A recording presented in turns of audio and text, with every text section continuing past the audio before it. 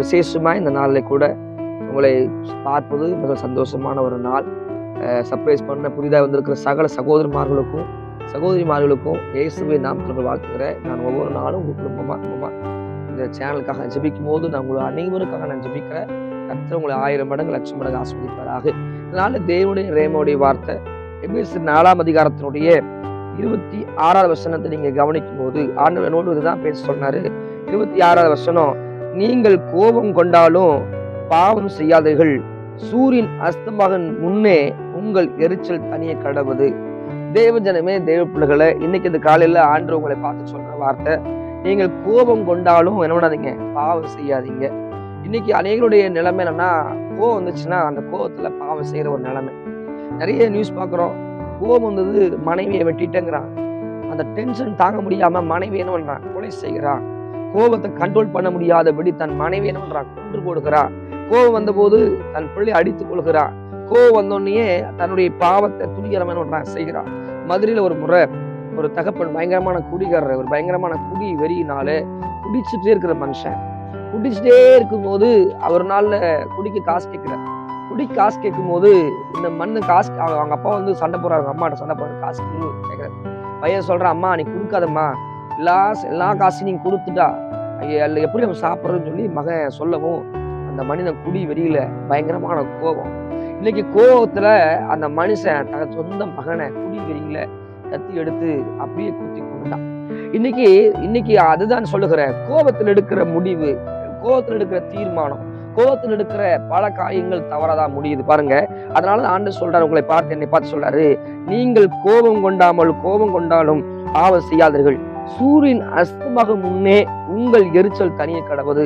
இன்னொரு வார்த்தையும் ஆண்டவர் சொல்ற 27 சொல்றாரு, பிசாசுக்கு இடம் கொடாமலும், பிசாசுக்கு இடம் கொடுக்க கூடாது.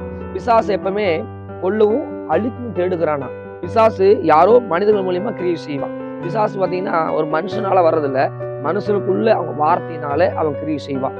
தேவ ஜனமே, தேவ பிள்ளைகளை, நீங்க டிகராகாம துப்பாக்கியில போற குண்டு பாத்தீங்கன்னா அந்த அமுத்தும் போது டிகராகி வெடிக்கும். அது போல பிசாசு அநேக மனிதர்களை நமக்குள்ள கோபத்தை கொண்டு வர்றதுக்கு, நமக்குள்ள ஏதோ ஒரு பாவத்தை கொண்டு வர்றதுக்கு, நமக்குள்ள ஏதோ ஒரு கரையை கொண்டு வர்றதுக்கு, ஏதோ ஒரு விஷயத்தை கொண்டு வந்து வேலை செய்ய எப்போதும் அவன் காத்திருக்கிறான். தேவ ஜனமே, தேவ பிள்ளைகளை, பிசாசு வேற எங்கிருந்து ஒரு தனியா அப்படியே கொம்பு வச்சுட்டு பல்ல காமிச்சிட்டு வரமாட்டான். பிசாசு எப்பவுமே தெரிஞ்சுக்கங்க, பிசாசு இப்படி வருவா அப்படி நினைச்சுக்கோங்க. பிசாசு அநேகர்களை பயன்படுத்துவான். பிசாசு அநேகருடைய வாழ்க்கையை சீரழிக்கும்படியாக எப்போதும் இருக்கிறான். தேவ ஜனமே, தேவ பிள்ளைகளை, உங்க குணங்கள் மாறுறது காரணம் என்ன, உங்களோட பேச்சு மாறுறது காரணம் என்ன, உங்களோட கண்கள் பார்வை மாறுற காரணம் என்ன, பாவத்திலிருந்து வெளிவர முடியாத காரணம் என்ன, இந்த பிசாசுக்கு இடம் கொடுக்கறனால. ஒரு குறிப்பிட்ட பகுதியில நான் பிரேயருக்கு போயிருந்தேன். அவங்க சின்ன தம்பி இருந்தான். அவனுக்கு நான் எதையும் சொல்லவில்லை, ஜெபம் பண்ணி கொண்டு இருந்தேன். நான் வேறொருக்கு ஜெபம் பண்ண போயிருந்தேன். அந்த குட்டி பையனும் உட்கார்ந்து இருந்தான்.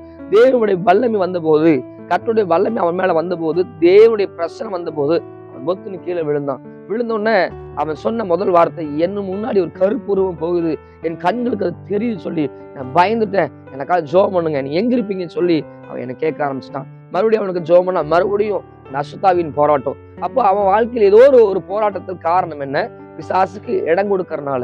தேவ பிள்ளைகளை, தேவ ஜனமே, நான் உங்களுக்கு சொல்லுகிறேன், தேவனுடைய சமூகத்தில் இருக்கிற நீங்களும் நானும் பிசாசுக்கு அநேக நேரம் இடம் கொடுக்குறீங்க.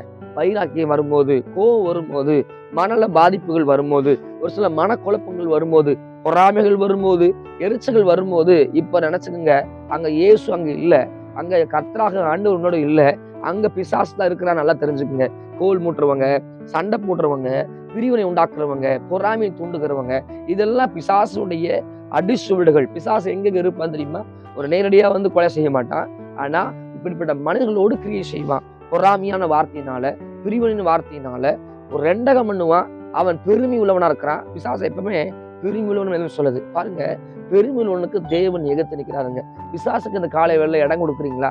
நீங்க எழுந்தோன எரிச்சலோட, கோபத்தோட, ஒரு இறுதியம் வந்து கலக்கத்தோட இருக்கிறீங்கன்னா, நீங்க பிசாசுக்கு எங்கேயோ இடத்துல இடம் கொடுத்துருக்கீங்க. எங்கேயோ ஒரு இடத்துல உங்க ஆத்மாவுல ஒரு கரை இருக்குது, எங்கேயோ ஒரு பொறாமை உங்களுக்குள்ள இருக்குதுன்னா பிசாசு அங்க இருக்கிறான். தேவ ஜனமே, தேவ பிள்ளைகளை, மற்றவங்களை கை நீட்டுற நீங்க உங்களுக்குள்ள என்ன பிசாசு இருக்குன்னு நீங்க பாருங்க. ஏன்னா குற்றவாளி என்று நீங்க தீர்க்கிறீங்களே, உங்களுக்குள்ள என்ன ஆவி கிரியை செய்யுதுன்னு கொஞ்சம் ஆராய்ஞ்சு பாருங்க. தேவ ஜனமே, தேவ பிள்ளைகளை, இந்த காலை வேளையில நான் சொல்லுகிற வார்த்தை உங்களுக்கு கடினமா இருக்கலாம். ஆனா ஒரு சில நேரங்கள்ல குடும்பங்களில ஊழியங்களில் ஏதோ ஒரு போராட்டம் வரும்போது பிசாசு உங்க எல்லைகள் இருக்கிறத நீங்க கவனிக்க மாட்டேங்கிறீங்க. பிசாசு உங்க எல்லைகள் இருந்து உங்க சிந்தனையை போராடுகிறான், முறுமுறுப்பை கொண்டு வருகிறான், கசப்பை கொண்டு வருகிறான், வாழ்க்கை மேல வெறுமையை கொண்டு வருகிறான். நிறைய பேர் பாருங்க குடி சொல்றாங்க, குடியனால விட முடியல. ஏன் குடி விட முடியல? எல்லாரும் சொல்றாங்க, மனைவி சொல்றாங்க, பிள்ளைகள் சொல்றாங்க, எல்லாம் அழுகுறாங்க. ஏன் குடி விட முடியல? இது ஒரு குடிவெறி ஆவி. இது பிசாசுக்கு இடம் கொடுத்தனால மனிதனை பிசாசு ஆட்கொள்ளுது. அவங்க சொல்றாங்க 6 மணி ஆனா என்னால அந்த கண்ட்ரோல் பண்ண முடியல, நான் குடிக்கிறேன்னு சொல்றாங்க. காரணம் என்ன? இந்த பிசாசு, அந்த பிசாசுக்கு அவர் இடம் கொடுக்கறதுனால பாவம் என்னைக்குமே முதல்ல இந்த பாவத்தை செய்வாங்க, 2வது சின்ன பாவம் தானே அப்படின்னு செய்வாங்க. அதுக்கப்புறம் அந்த பிசாசு பாவத்துல அதிகாரம் இருக்குது, அந்த பாவத்துல அதிகாரம் இருக்கிறபடினால பிசாசு அவங்களை ஆக்குவை பண்ணுவான், அவங்க மேல அதிகாரம் கொள்ளுவான். அவங்க சொல்லுவாங்க, இந்த பாவத்தை என்னால செய்யாம இருக்க முடியல, இந்த பாவத்தை என்னால செய்யாம இருக்க முடியல. காரணம் என்ன? அவன் பிசாசுக்கு இடம் கொடுக்குறான். தேவ ஜனமே, தேவ பிள்ளைகளை, இன்னைக்கு நீங்க உங்க இடத்துல யாருக்கு இடம் கொடுத்துருக்கீங்க? இந்த காலைவேளை இந்த வார்த்தை கேட்கிற நீங்க யாருக்கு இடம் கொடுத்துருக்கீங்க? உங்க இடத்துல தேவனுக்கு இடம் கொடுத்துருக்கீங்களா? பிசாசுக்கு இடம் கொடுத்துருக்கீங்களா? உங்க வார்த்தைகள் கர்த்தரை மற்றவங்களை பலப்படுத்துதா? மற்றவங்களை நடத்துதா? உங்க வார்த்தைகளை உடைக்குதா? மற்றவங்களுக்கு சமாதானத்தை கொண்டு வருதா? இல்ல ஆரோக்கியத்தை கொண்டு வருதா? நீங்க பேசுற வார்த்தை தூஷணமா இருக்குதா? அப்படின்னா என்ன அர்த்தம்? அப்படின்னா உங்களால ஓயாம எரிச்சல் படுறீங்க, ஓயாம உங்க இறுதி எரிச்சல் ஆகுது, ஓயாம மற்றவங்களை குறித்து தவறா பேசுறீங்கன்னா உங்களுக்குள்ள இந்த பொல்லாத ஆவி இருக்குது. இந்த வேதம் சொல்லுது, பிசாசுக்கு நம்ம இடம் கொடுக்காதீங்க, பிசாசை எதிர்த்து நில்லுங்க, வெக்கப்பட்டு ஓடிப்போவான். ஒரு சில பாருங்க, பாவத்திலிருந்து வெளிவர முடியாது, மறுபடியும் சிம்சோனை போல விழுகிற ஒரு நிலைமை. என்னதான் கழுவி நடுவீட்டுல வச்சாலும் மறுபடியும் போய் பாவம் செய்கிற கரைப்படுத்துக்கிற ஒரு காரியம். கேட்டா என்ன பண்றது? நான் பாவம் செஞ்சுட்டேன்னு துணிகரமா என்ன பண்றது? சொல்றது.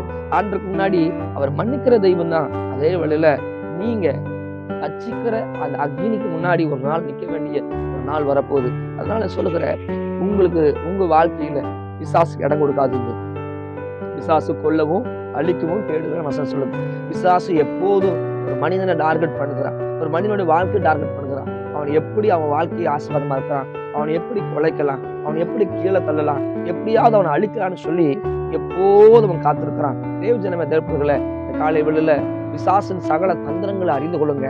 பிசாசின் சகல தந்திரங்களை நீங்க அறிந்து கொள்ள வேண்டும். நம்ம பவுல் சொல்றாரு, பிசாசின் தந்திரங்களை அறிந்து கொள்ளுங்க. அவர் சொல்றது அறிந்து கொண்டிருக்கேன்னு சொல்றாங்க. நீங்களும் பிசாசனுடைய தந்திரங்களை நீ அறிந்து கொள்ள வேண்டும். ஒரு சில பிரச்சனைக்கு காரணம் பிசாசு தான்.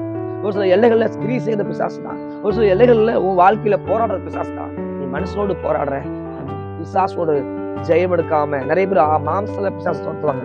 மாம்சத்துல துரத்துனா இந்த மாம்சத்துல பிசாசோடு போராடி விழுந்து போகிறது அவசியமா இருக்கும். ஆவியில போராடி ஜெயிக்க வேண்டும். காலை வேளை செய்தி கேட்டு கொண்டிருக்கிற உங்க வாழ்க்கையில இதெல்லாம் வெளியே வர முடியல, வைராக்கியத்தில் வெளியே வர முடியல, பிசாசு இருப்பான். வைராக்கியத்தில் வெளிவர முடியல, கோபத்துல வெளிவர முடியல, கோபத்தை இச்சையிலிருந்து வெளிவர முடியல, சண்டையிலிருந்து வெளிவர முடியல, சண்டையின் ஆவியிலிருந்து வெளிவர முடியல, பகையின் ஆவியில வெளிவர முடியல, பழிக்கு பழி வாங்குற இதுல இருந்து வெளிவர முடியல, மனமடிவிலிருந்து வெளிவர முடியல. இதெல்லாம் பிசாசினுடைய இடங்கள். பிசாசு எங்கெல்லாம் இருக்கிறோன்னா இதெல்லாம் அவங்க இருக்கும். மனக்கலக்கம், பயம், திகில், பிசாசுடைய அடையாளங்கள். ஒரு மனிதனுக்குள்ள பிசாசு எப்படி கிரியை செய்யறானா? பயம், திகில், பிரிவினை வார்த்தைகள், துஷ்டமான வார்த்தைகள், துஷ்டமா பேசுகிற காரியம், இதெல்லாம் பிசாசுடைய ஆயுதம். தேவ ஜனமே, தேவப்பிள்ளைகளே, இன்னைக்கு இயேசுவை பிரியப்படுத்த போறீங்களா? இல்ல பிசாசை பிரியப்படுத்த போறீங்களா? நீ யாரை பிரியப்படுத்த போறீங்க? இந்த காலையில நீங்க யாருக்காக வாழ போறீங்க? பிசாசுக்காக வாழ்றேன்னா பிசாசுக்காக உலகத்துக்கு நேரம் ஓடி பிசாசுக்காக வாழுங்க. நான் சொல்லுகிறது, தேவனுக்காக வாழணும்னா நீங்க கோவப்பட்டாலும் பாவம் செய்யாம இருக்கிறது பெஸ்ட். நீ கோவப்பட்டாலும் வார்த்தை விடாம அமைதியா இருக்கிறது பெஸ்ட். நீ கோவப்பட்டாலும் உன் கோபத்தை கொண்டு போய் இப்படி தூக்கி போட்டுட்டு தேவ சமூகத்துல போய் அழுதுறது பெஸ்ட். தேவ ஜனமே, தேவப்பிள்ளைகளை, ஒரு சில அநியாயம் நடக்குது அப்படின்னு நினைக்கிறீங்கன்னா அந்த அநியாயத்தை கர்த்தர் பார்த்துக்குவார். ஆனா நீங்க அமைதியா இருந்தா தேவன் யுத்தம் பண்ணுவார். தேவ ஜனமே, தேவப்பிள்ளைகளை, தேவ சமூகத்துல காத்துருங்க. தேவன் பெரிய காரியத்தை செய்வார். பிசாசுக்கு இடம் கொடுக்காதபடி அவனை துரத்துங்க. சொல்றது, பிசாசை எதிர்த்து வெக்கப்பட்டு ஓடி போவானா? பிசாசை துரத்தினால் மட்டும்தான், அவனை எதிர்த்தினால் மட்டும்தான் அவன் ஓடி போவான். இல்லைன்னா அவன் எல்லைகளில் நின்று போராடுவான். இந்த காலை வேளை என்னோடு இணைந்து ஜெபிக்க போறீங்களா? என்னோட ஜெபம் பண்ணுங்க. பிசாசின் போராட்டம் இதெல்லாம் இருக்குது. டிப்ரெஷன், மன அழுத்தம், பயம், திகிலு, இது மாதிரி குழப்பம், பயம், எதிர்காலத்தை குறித்த கேள்வியான எண்ணங்கள், தவறான அசுத்தமான சிந்தைகள், அசுத்தமான பேச்சுகள், துஷ்டமான வார்த்தைகள், தீய பழக்கங்கள், பிரிவினின் ஆவிகள், பொறாமைகள், பெருமைகள். பெருமை எங்க இருக்குதோ அங்கெல்லாம் இருப்பான். பெருமைப்படுறவங்ககிட்ட அதிகமா இருப்பான். பெருமைப்படுறவங்க, என்னால வந்துச்சு, என்னாலதான் எல்லாம் ஆச்சு, நான் தான் செய்தேன் அப்படி சொல்ற எல்லாத்துக்கிட்டும் இந்த பிசாசு இருப்பான். அதனால நினைவுன்னு சொல்லுகிறேன், நீங்க இந்த நேரத்துல ஒப்பு கொடுங்க. நான் உங்களுக்காக ஜெபிக்கிறேன். தேவனுடைய கரம் உங்க மேல வரட்டும். பிசாசுக்கு இடம் கொடுக்காதபடி தேவனுக்கு இடம் கொடுத்து எரிய ஒப்பு கொடுங்க. கண்களை மூடி ஜெபம் பண்ணலாமா? பரிசுத்த நல்ல பிதாவே, இந்த காலை வேளையில யாரெல்லாம் பிசாசின் போராட்டங்களில தூங்க முடியாதபடி, மன அழுத்தத்துல, டிப்ரெஷன்ல, வியாதியில, பலவீனங்கள்ல யாரெல்லாம் போராடுறாங்களோ, பிசாசுக்கு இடம் கொடுத்துட்டு வாழ்க்கையில ஆண்டவரே இதுல வெளியே வர முடியாதான்னு சொல்லி கலங்குற ஒவ்வொரு இருதயங்களை கர்த்தர் மாற்றுவீராக. பிசாசின் போராட்டங்கள், மன அழுத்தங்கள், பயங்கள், திகுகள் எல்லாம் வெளியேறட்டும் என்று ஜெபிக்கிற அவிசுவாசமான நினைவுகள் எல்லாம் வெளியேறுவதாக. ஆவியானவர் சகல நன்மையினால திருப்தியாக்கும். ஆவியானவரே அதிசயங்களை புறப்பட பண்ணும். ஓ ரபாடா தூனமா ஷக்கது நம்ம இயேசுவின் நாமத்தினால இந்த பாக்குற வீடியோஸ்ல பாக்குற யாரெல்லாம் ஒப்பு கொடுக்குறாங்களோ அத்தனை பேரை நீங்க விடுதலையாக்குங்க. தலையை உயர்த்த பண்ணுங்க, சாட்சி எழுப்பித்தாங்க. நேசனாக ஏசாமி மூலம் நாங்கள் ஜெபம் பண்ணி செய்யுங்கள் நல்ல பிதாவே. அமேன், அமேன், அமேன். காட் பிளஸ்ஸிங்க. நிச்சயமாகவே முடிவுண்டு. உங்க நம்பிக்கை வீண் போகாது. அவர் கைவிட மாட்டார். அவரை மாத்திரம் சார்ந்து கொள்ளுங்க. மாத்திரம் மகிழ்படும். God bless you.